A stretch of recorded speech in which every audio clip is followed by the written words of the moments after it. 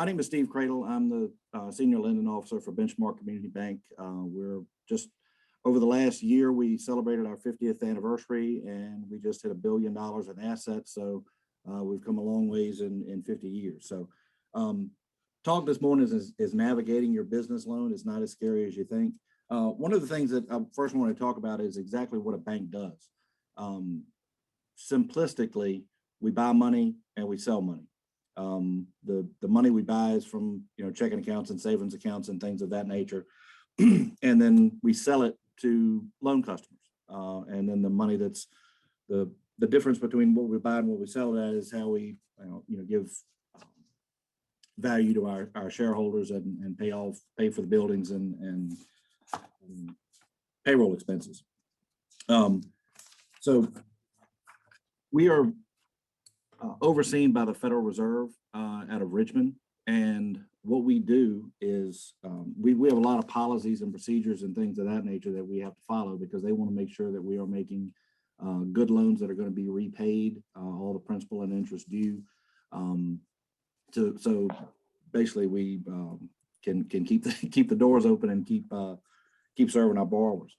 What this is right here is a little list of things that you will need. So there's a difference between is your business new or is it an existing business?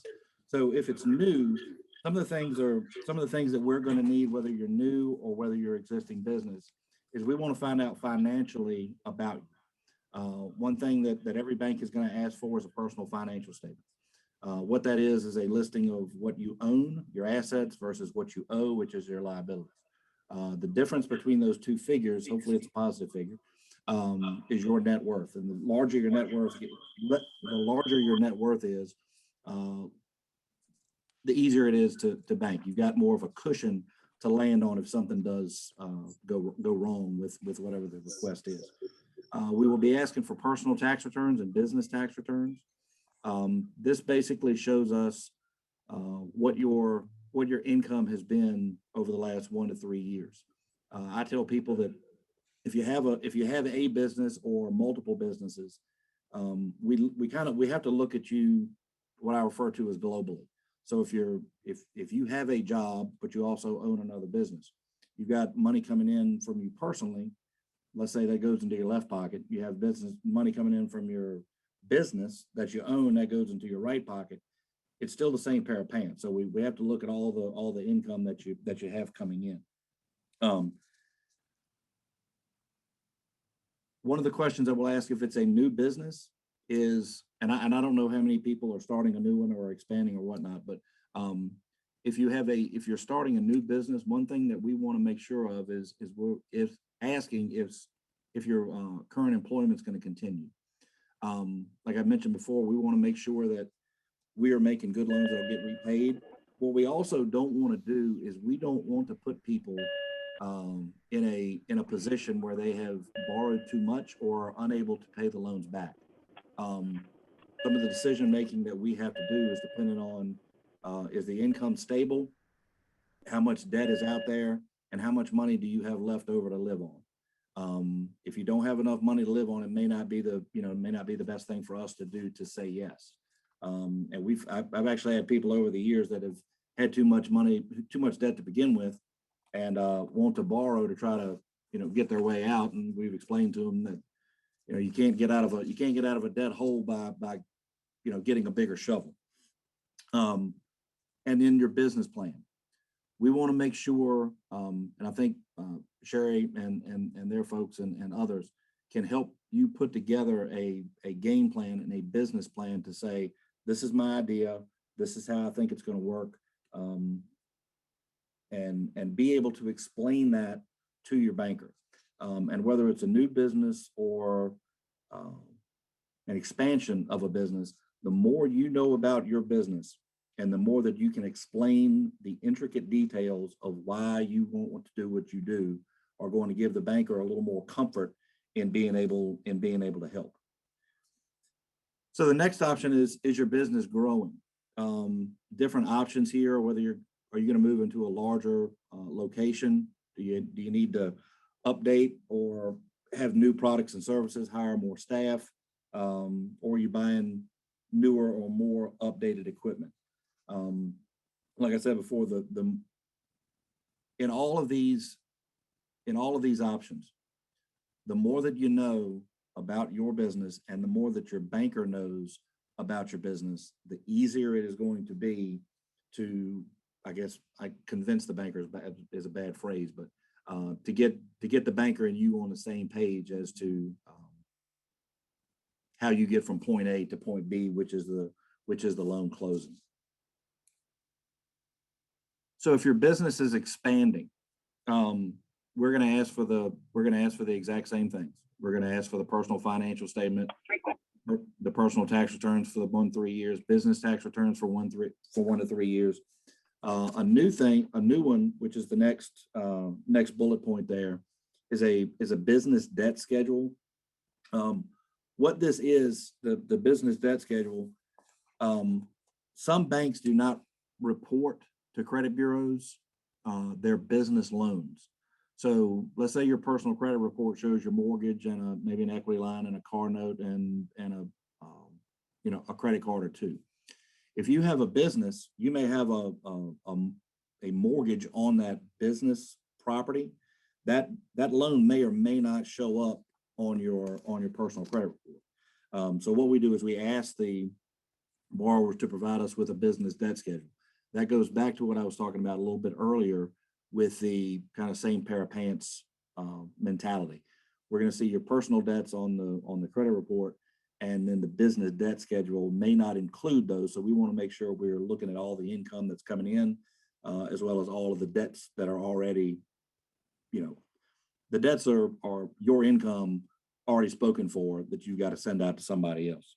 And then the last little bullet point there would still be your business plan is I'm getting from point A to where I am now to point B, which is where I want to be. What we will need to order, we're going to look at your personal credit report. I don't know if everybody that comes to a bank to borrow money knows what their credit report looks like before they get there. And I didn't put this in the slide, and I thought about it yesterday afternoon. I wish I would have. Annualcreditreport.com is a free website. I believe the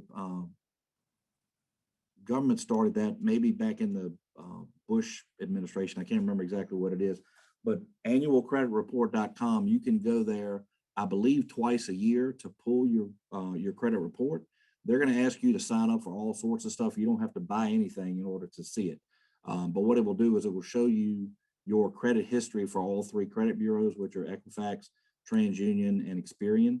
The better credit score you have, of course, the easier it is to lend you money because it shows you your history with how you've handled finances.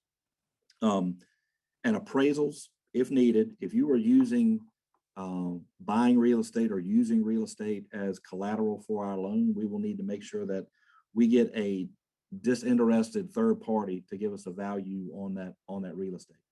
We can look at values for equipment and vehicles, but I would tell you that if you're looking to buy something, your banker is going to ask you how much money are you going to put down. What we refer to that as kind of skin in the game. We want to be lenders and not owners. So not a lot of times will the banker be able to lend you 100% of the purchase price or whatever business equipment or real estate that you're looking for.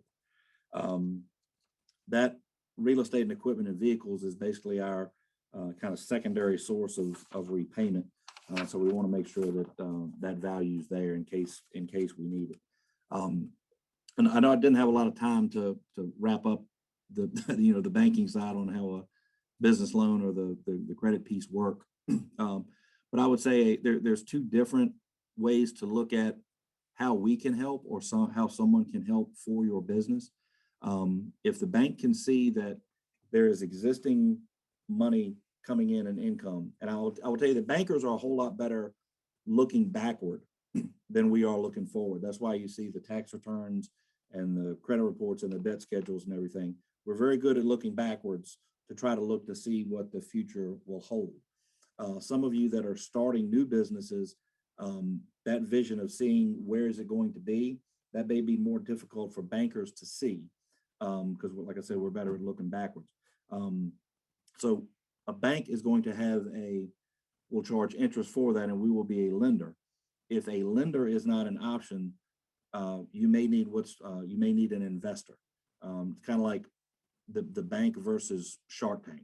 That's the kind of the easiest way I can think about it there, where they inject capital or money into your business, but they take a percentage of that business. As a bank, we're not going to take a percentage of the business. We're looking for the interest piece.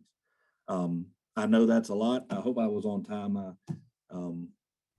Does anybody have any questions? Morning, I have a question. You mentioned the credit reports. Could you talk a little bit about FICO scores and how they play into the lending? Yes, very, very good question. Different banks are going to have different risk tolerances. So to your question, the FICO score, they go from, I think, in the 300 or 400s up to around 850, somewhere around there. Some banks have cutoffs higher than others. The higher the score, the cheaper your cost of credit. That credit score is more of an indicator of your ability and willingness to repay what you're going to borrow. Can I tell you exactly why the score is what it is? No, because we have asked, but all bureaus have told us that is proprietary information. That's for us to know and for you to never figure out, and we hope you don't. I will tell you that if you do go and you're looking for credit at various places, if you go to banks and you try talking to different bankers and about the same request. If you have 3 or 4 different banks that you're talking to, and each bank pulls your credit report, most of the time that's going to count as one inquiry. A lot of people think that the more banks that pull my credit, the worse my credit score hits, because it lowers my score. So if you're going to a bank and you do that's only going to count as one hit. But if you start getting your credit pulled by Capital One and Bank One and other just credit card companies, that's going to lower it pretty quickly, because it makes the credit bureaus think that you're trying to get as much unsecured funds as you can, and that will probably drop the score. So I wish I could tell you what will make it go up. A couple of things that I've seen, of course, on-time payments are at the top, but for credit cards, make sure you don't borrow more than 40 or 50% of the available balance on those. If you borrow more than that, it somehow triggers something within the credit bureau agencies to drop the score a little bit.